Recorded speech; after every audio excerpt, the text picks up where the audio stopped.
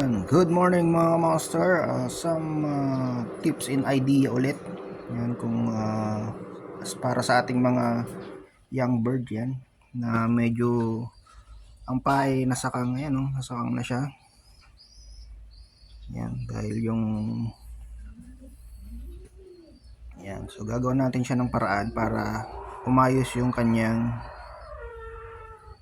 pagkaka-split. Yan, split. So meron tayong gagamitin ditong dalawang ring.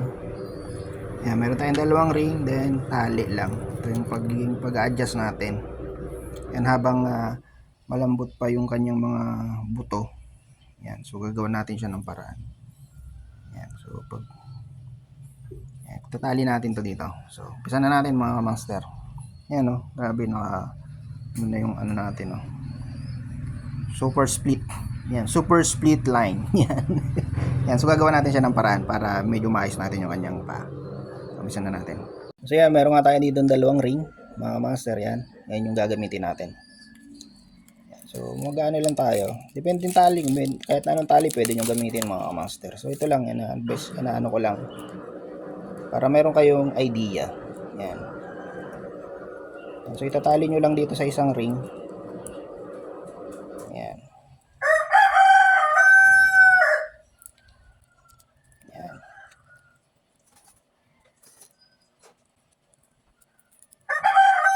Tapos dito rin sa kabilang ring.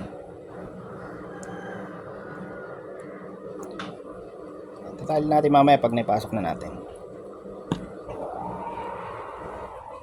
Yan, susuksukan muna natin mga master, ha. Susuksukan muna natin siya.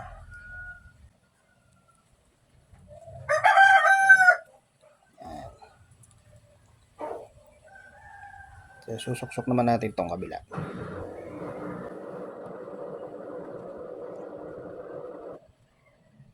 So, yan. So, isusuksok nyo to kapag bata pa siya. Yung malit pa yung kanyang paa. Ayan. So, dito, ipapasok natin yan dito. Sa kabilang ring naman. Ayan. Ayan. For adjustment lang yan. Ito. Ayan. Para hindi maano yung kanyang split. Ayan. Ayan. So, tali na natin.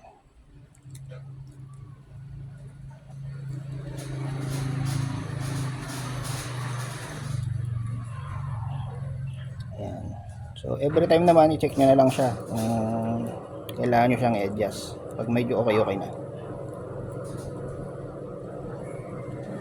Ayan, ganyan lang yung ginagawa ko mga master for art. Ayan, 1 week yan, okay na yan. Ayan, at least may dalawang singsing, protection dun sa paa niya para hindi siya nasasaktan.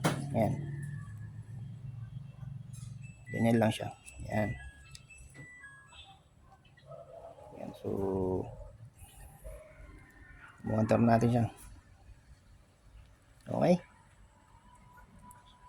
So kayo, paano kayo gawa ng paraan sa mga gantong idea? Yan yun. Okay. Dalawang ring para hindi siya nasasaktan.